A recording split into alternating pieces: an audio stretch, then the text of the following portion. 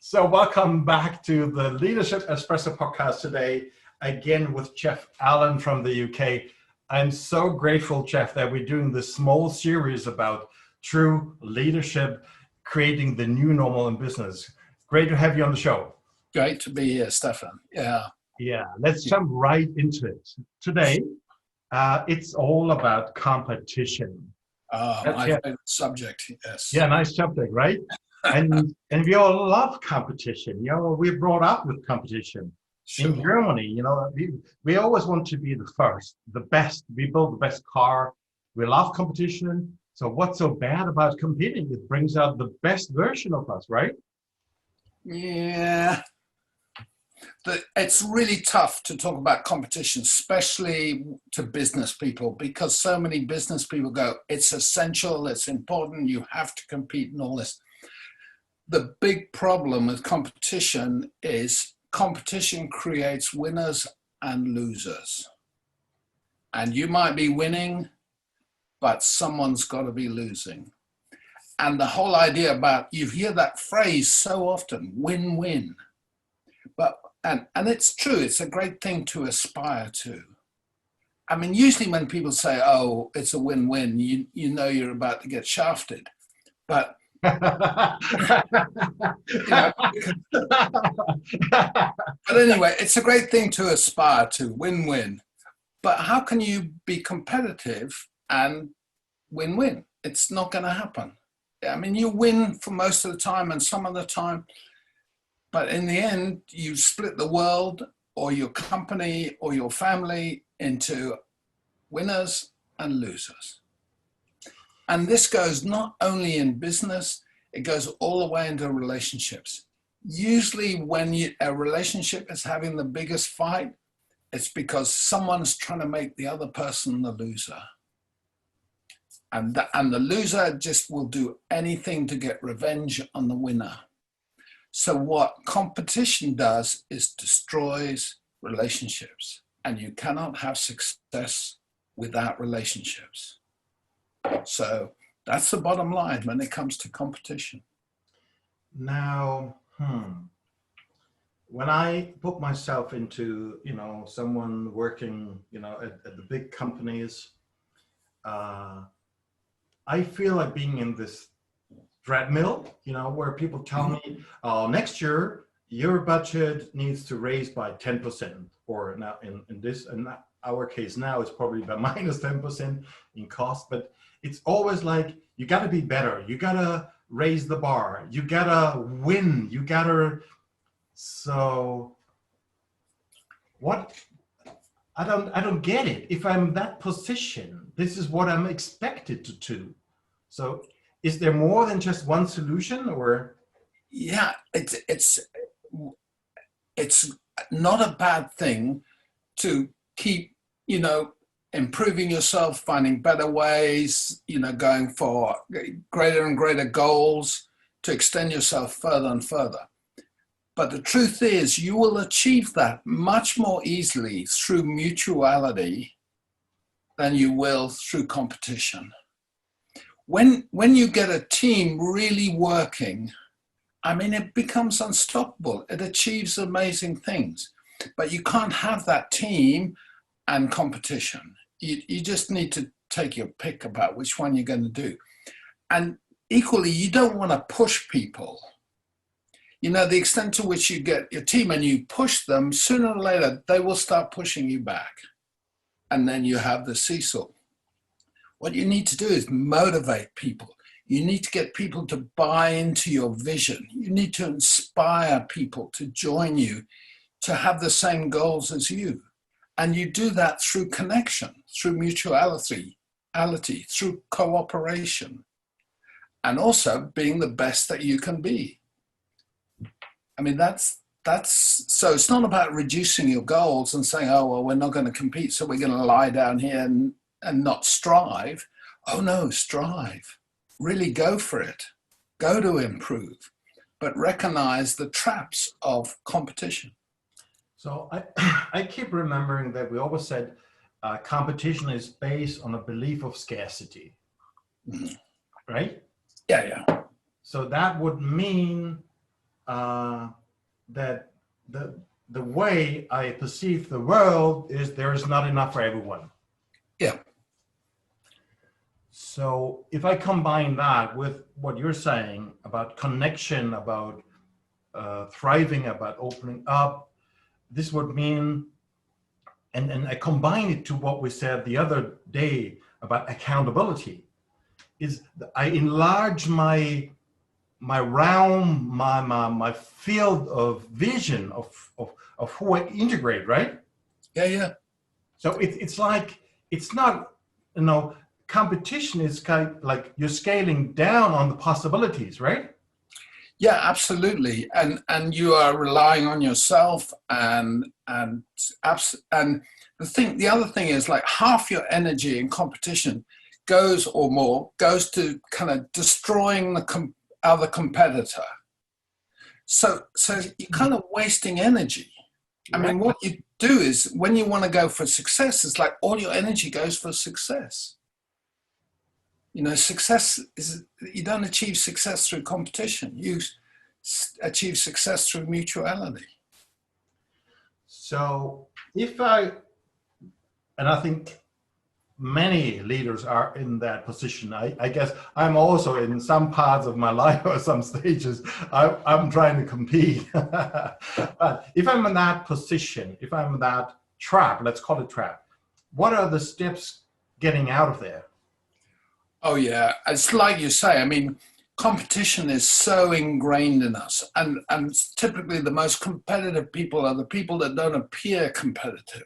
They win a lot, things like that. So it's a lot of our competition is very subliminal, very subconscious.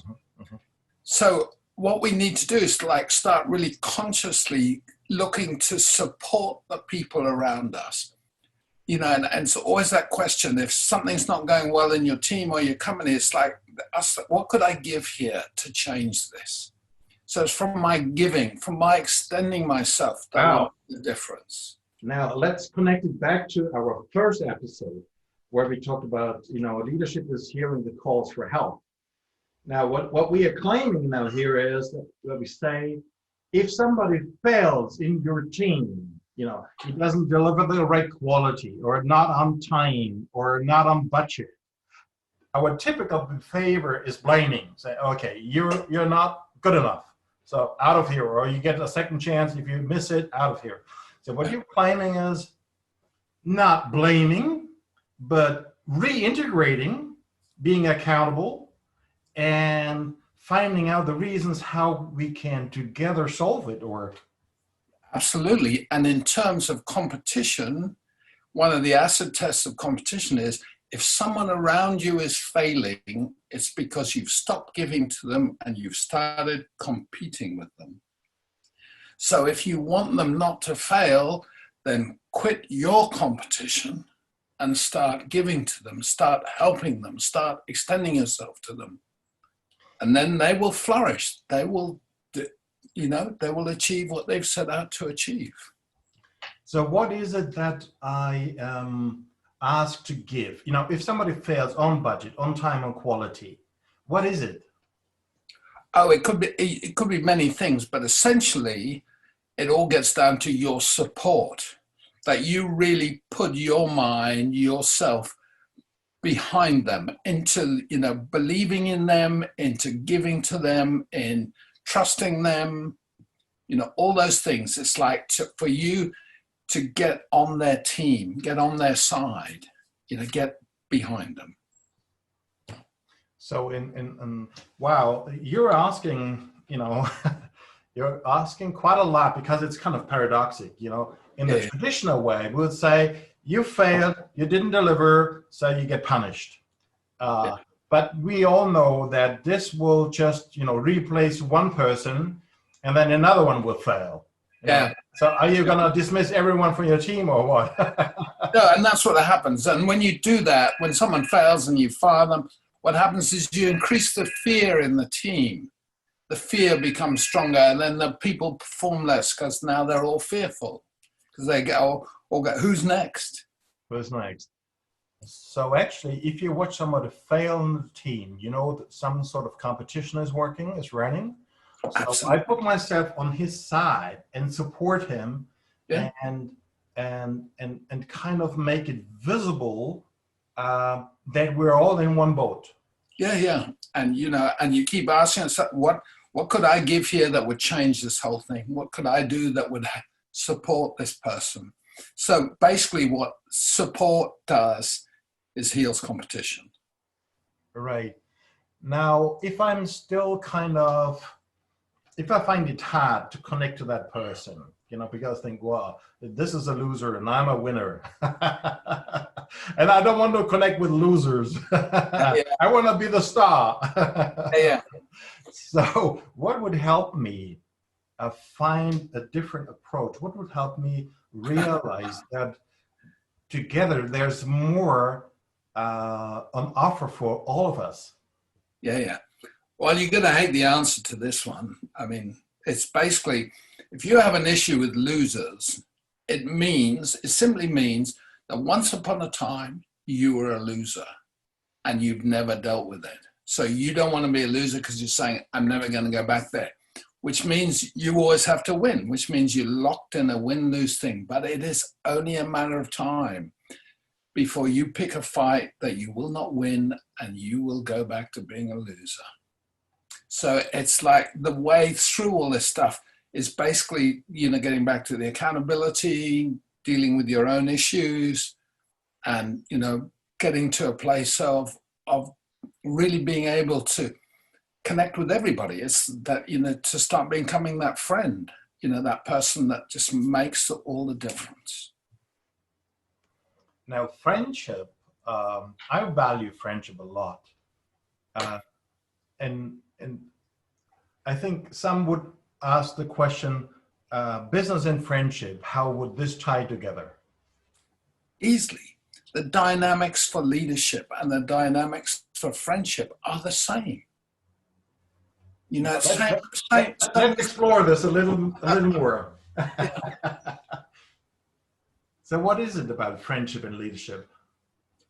Friendship is your willingness to give. And same with leadership. You into a position where you share yourself, you give of yourself to the people around you. That's what leadership is. Leadership's not the old-fashioned leadership, it's tough at the top and, all that kind of stuff. No, this leadership is the willingness that you step into the center, and from the center, you radiate out. You connect with everyone, you give to everyone, which is basically what you do with friendship. You overlook your friends' mistakes. You learn to cope with them. All that kind of stuff. Same with, I mean, you always do wrong, but I still love you. You're my friend. Yeah. Well, yeah. But you still, but sometimes it takes a real friend to be honest to you. That's the whole thing.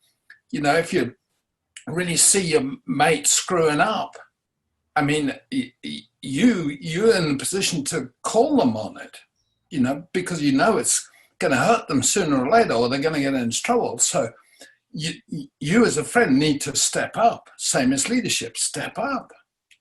Right. I remember, quite a number of cases where, where there was a misunderstanding about giving and potentially, being the victim. If I always have the idea, okay, I'm giving. I have, I have a client, I have a big project right now. This is a person, this is a great leader. And there's one dynamic working where he believes if I continue to grow up, to the next level, I'm sucked up by everyone because I'm giving. So what do we need to learn about giving? That's not giving. This is what we all do. Underneath all that apparent giving, we have an agenda about something we're going to get. And that's what we do. We all hide our taking under a mountain of apparent giving. This is really common. People can reach high levels of success, but if there's been any sacrifice, which is that feeling, I've got to carry everybody, if there's any sacrifice, at some point, you will sabotage your success because in your mind, subconsciously, you do not see more success. You see more carrying, more sacrifice.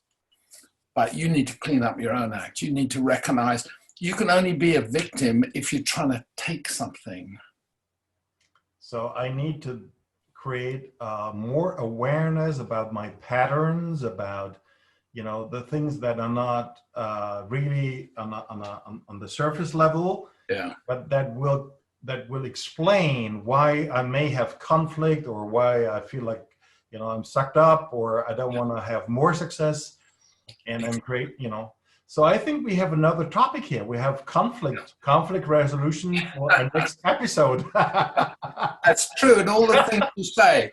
And essentially what's really important for business people and the world over, especially at times like now, is people do need to raise their consciousness. Yeah. You know, the problem is people's consciousness is not where it should be. Right. So that's why we are here. You know, it's like, you know, we have this iceberg, and exactly. we have the diggers below the waterline. We like to scuba dive. Yeah. Fantastic. Being friendly and pointing out people's blocks is, yeah, good work. Jeff, again, another episode that was really very precise, very concise, and it was fun. Thank you for that. Yeah, thank you, Stefan. Yeah, take care. Stay well. To another episode. Thank you. Ciao.